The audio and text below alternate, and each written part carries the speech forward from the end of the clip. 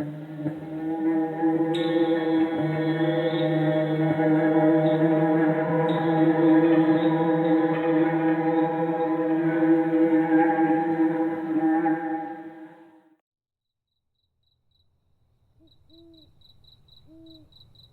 evening, and happy Halloween. Welcome back to Haunting the Fireside, a series about the paranormal and all kinds of mystical things. There once was a television show called Tales from the Dark Side. It was like the Twilight Zone, but with a more horrifying edge. I don't remember too many episodes of it, since it was before my time, but my favorite was the one with the goblin who visits a grumpy old man on Halloween night. Very creepy. In tonight's episode, we'll hear a couple of stories that one of our librarians has heard about two possibly real haunted houses. If you're just getting back from trick-or-treating, we're glad you've returned safely and soundly. If you decide to stay home, we're hoping these stories will be a real treat for you. If you're going to a party, just make sure you double-check that punch before you drink it. Enjoy the stories.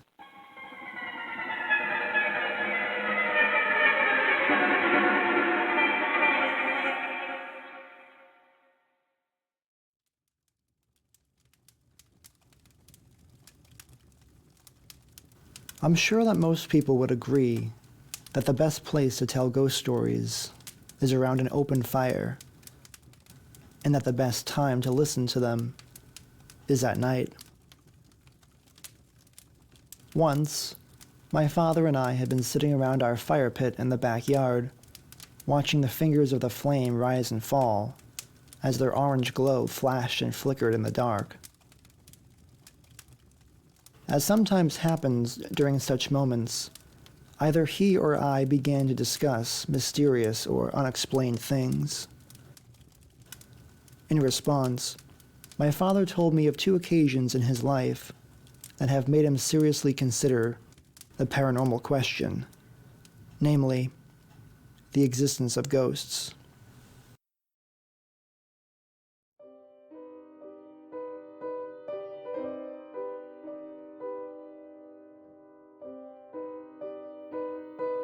During his 20s, my father was in a band that he had formed back in high school with some childhood friends. The group consisted of Louis and Mary, the band's main singers and songwriters, who also had been dating. My father, of course, who played guitar, a bassist named Mark, and a drummer whose name I can't recall. One evening, the band assembled to prepare some material for a gig they had that weekend. Their practice space was a 2-story Victorian-style house, which had been owned by Mary's mother. At the time, Louis and Mary were renting the entire first floor until they found a place of their own. I don't know when the house had been built, but my father described that the interior looked old, even back then, in the 1980s. I know the place fairly well, at least from the outside. There was many a time during high school when I'd walk by it on my way home. In person, it has an imposing character and, I must say, a creepy facade. Apparently, the house hasn't changed much. The white paint, which the various owners seem to have kept all these years, has become faded from countless sunny afternoons. The number 122, now heavily worn by time, is made of what looks to be cast iron material and is seemingly burned into the dark red wood of the front door. A dormer protrudes from the forehead of the house, the attic window, I presume. The longer you stare up at it, the more you might expect a hand to suddenly draw back the curtain and a ghostly face to appear on the inside of the dusty glass. Well, it was on this particular evening that my father and Mark, the bass player, went over to Louie's and Mary's for band practice. Mary's parents were out that night. Also, the band's drummer decided not to show up, for some reason or another. So it was just the four of them: my father, Louie and Mary, and Mark. In any event, my father walked in through the front door. He passed through the kitchen, where he placed his keys on the counter. Then he repaired to the living room where he and his friends would be playing music for the next few hours. They went on to play a song, then would stop to talk about what they were playing, how they were playing it, how they could play it better, go over it again if need be, and work on the next song, as musicians typically do. Sometimes they would talk about other things, as people in their 20s typically do. About 30 minutes to an hour went by. They had just finished playing one of their songs, which caused the room to descend into a moment of relative silence. The vocals of Louie and Mary had ended, the guitars and bass notes had died out, and no one had yet spoken. The silence was soon broken by an abrupt, heavy clink that came from the kitchen. Surprised, everyone turned in the direction of the doorway.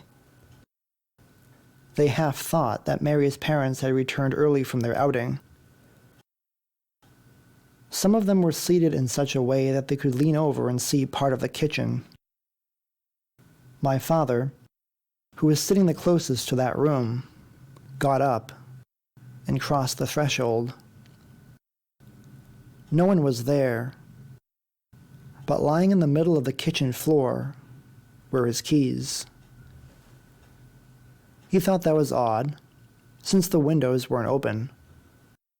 Even if they had been, there wasn't a strong enough breeze outside to have blown keys off of a counter, and his keychain would have had some weight to them. Apart from house and car keys, my father also had keys from his job at a music store, ones that allowed him to access the building and everything in it. My father rolled with the possibility that, as he had carelessly dropped his keys on the counter, like most of us do, one of the heavier ones could have been hanging over the side and dragged the rest down to the floor. So, he nonchalantly picked up his keys and set them farther away from the edge of the counter, closer to the middle of the surface.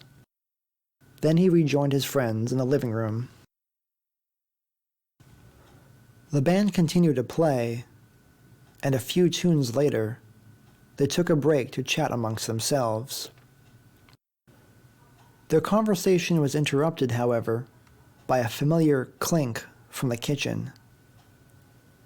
My father investigated again, only to find that his keys were, again, in a lump on the floor.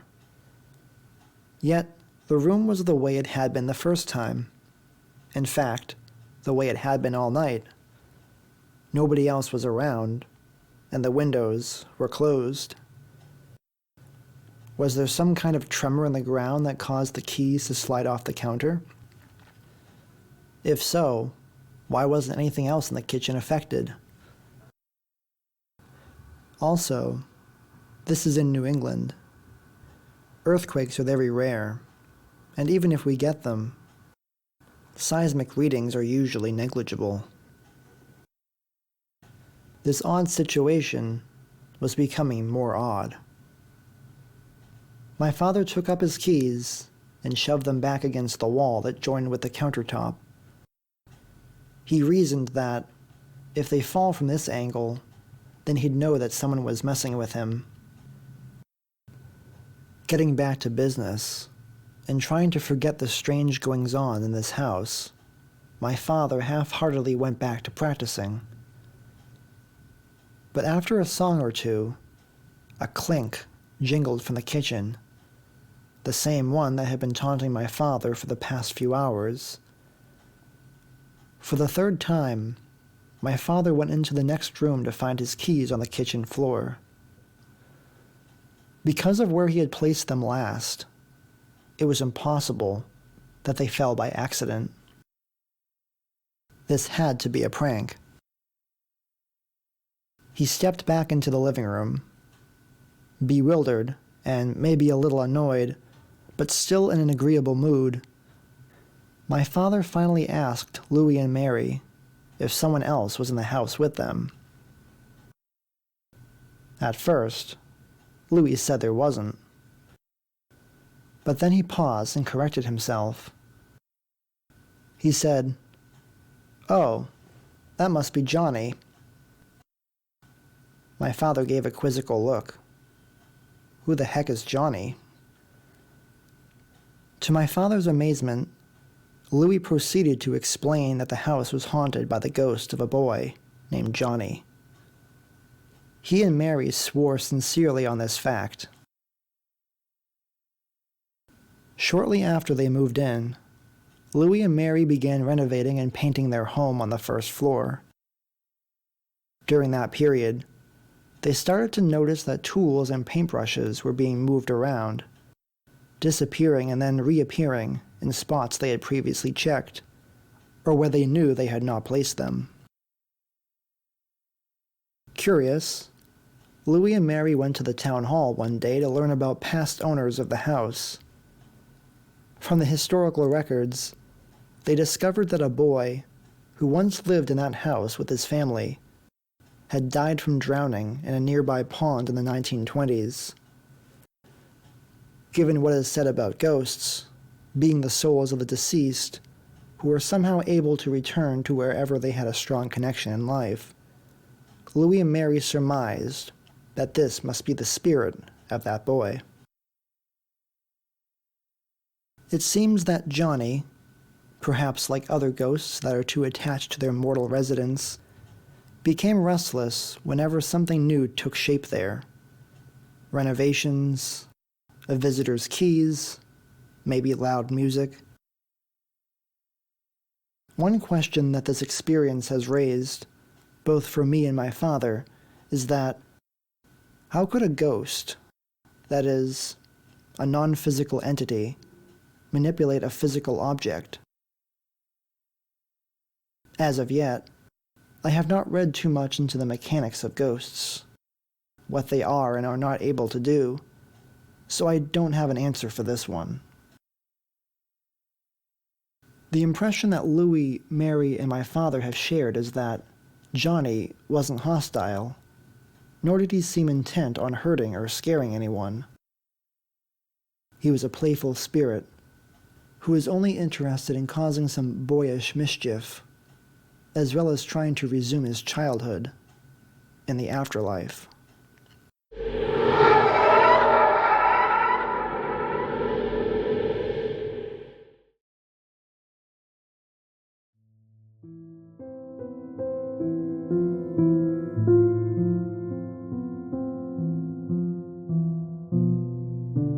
My parents bought their first house in November of 1995 and moved in shortly thereafter. The previous owner, whose name was Frank, a stonemason, had built the house in the 1950s. By the time he came to sell it to my parents, he was getting on in years, and because his wife had recently passed away, his daughter had to be present at the sale. It was a compact home, perched on a hill, set back from the street. It consisted of one floor, with a basement and garage, a good start for a young couple looking to start a family. But while the outside was attractive, stone walls, constructed by Frank himself, ornamented the property, and a sizable backyard that allowed plenty of privacy, the inside was in need of improvements. After a series of housewarming parties with friends and family, my parents quickly got to work on projects. They painted rooms, replaced old electrical outlets and faulty wiring, and connected a phone line to the street, which, evidently, Frank never did. One day in January, 2 months later, my mother was invited to a baby shower for one of her cousins. Of course, my father would be alone in the house. But being the industrious man that he was, he resolved to spend the day painting the basement. After all, it was a chilly, snowy day in the dead of winter. What else was there to do? When my mother left for the afternoon, my father went downstairs with painting equipment in hand. He decided to start with the laundry room, the first room on the left at the bottom of the stairs. Even with several light fixtures in the ceiling, that room was probably the darkest one in the house. Because there was little to no ventilation, the walls bore a sickly gray color from years of soot thrown by the furnace that stood in the far corner of the room. Upon entering the laundry room, my father turned on all the lights, set down the equipment, and began painting. The furnace hummed warmly every now and then to make its presence known, creating a toasty atmosphere for my father, who has always been an ardent enemy of cold weather. And seeing how it was January in New England, he never would have thought twice about opening the windows. Besides the furnace and the smattering of paint on the walls, I can imagine that the room would have been draped in the kind of eerie silence that only a basement could provide. Every other sound in the house would have been easily audible. Even the noises that an old house makes when it settles, which one could mistake for the creaking of floorboards upstairs. My father was working on the second of the 4 walls in the room when he stopped to look over his progress. Dipping the roller into the tray of paint, he was just about to resume his work when there came a woman's hushed voice, a drawn-out whisper that called him by his name. In that very moment, goose flesh infested his skin, and the hair on his arms prickled like thorns.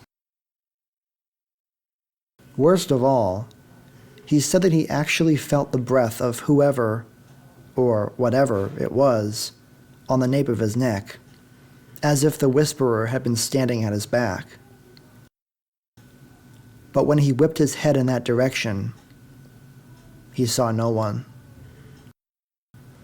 Frightened, he rushed out of the laundry room, bounding up the stairs without looking over his shoulder a second time. For the rest of the afternoon, he was huddled up in the master bedroom, watching television, trying to distract himself from what had just happened. No one ever came up the stairs after him, nor were there any signs that anyone else had been in the house. When my mother returned home that evening, she greeted my father, who was still in the bedroom watching television. Then she went downstairs to inspect the paint job that she was sure that he had completed. She came back upstairs and beckoned my father. He followed, and she, walking into the laundry room, asked him why he had begun to paint the room but did not finish. Hesitantly, he tried to explain to her what he had experienced earlier that day. However, my mother, not being much of a believer in ghosts, never fully accepted his story. As my mother moved throughout the rest of the basement, my father remained close behind her, still unnerved from what he had felt and heard. My father told me that, when he tried to speak to others about this experience, people have either laughed it off or suggested that the voice must have come from a neighbor who was calling him. But this doesn't explain the proximity of the voice. It was, as my father had said, a whisper, as well as feeling that soft gust of air on the back of his neck. Also, all the windows in the house had been closed, as my father attests, and that basement had very few windows. There was only one in the laundry room, and that would have been to his right. So, it's unlikely that he was just hearing someone calling him from outside. To this day, my parents continue to live in that house. Since that day, my father claims that he hasn't had any other strange experiences there. At least, not to the degree of this one. As to the identity of the ghost, if that's what it was, my father could only guess that it was Frank's wife. Perhaps, in his words, to make sure that he and my mother were taking care of the place as its new owners. Having grown up in that house, my brother and I had spent countless hours in the basement, both by ourselves and with others. In all that time, I can't say that I have ever experienced anything paranormal there. I would be lying, however, if I said that I never experienced some form of apprehension every now and then. As a child, I was always uneasy about being down there alone, and would make sure that either one of my parents were present at all times while I played with my Thomas the Tank Engine train set. As a teenager, before my father told me this story, I would occasionally get tense at having to pass the laundry room doorway, especially when the lights were off. Sometimes I would glance in that direction, thinking that I saw a figure, when in reality, it was just some clothes hanging from the clothesline. Other times, I would hurry past the doorway and up the stairs without looking back, much like my father had done, if I felt that a presence was following me, or if I had subconsciously conjured up some scary image. But maybe these can be attributed to normal fears that most of us have as children, an overactive imagination, and having watched too many horror movies. On the contrary, my brother claims to have had some weird experiences that still have an impression on him. According to him, he was home alone on one occasion, at the age when our parents became comfortable enough to leave us in the house by ourselves. He had been watching television or playing video games in the living room when, all of a sudden, he heard my voice call his name from another room. He got up to investigate, roaming through the house to look for me, but neither our parents nor myself had been home at the time. His other experience happened when he and I had bunk beds. I slept on the top half, and he on the bottom. My brother told me that he would lie awake some nights, staring into the unlit hallway through our wide open door. He said that there had been times when he would see what he described as shadow figures moving silently outside our room. He was certain that our parents and myself had been asleep during these moments, so it wouldn't have been any of us. I asked him whether he thought that it could have been the reflection of car headlights driving by on our street, but he was adamant. They were real, tangible shadow figures.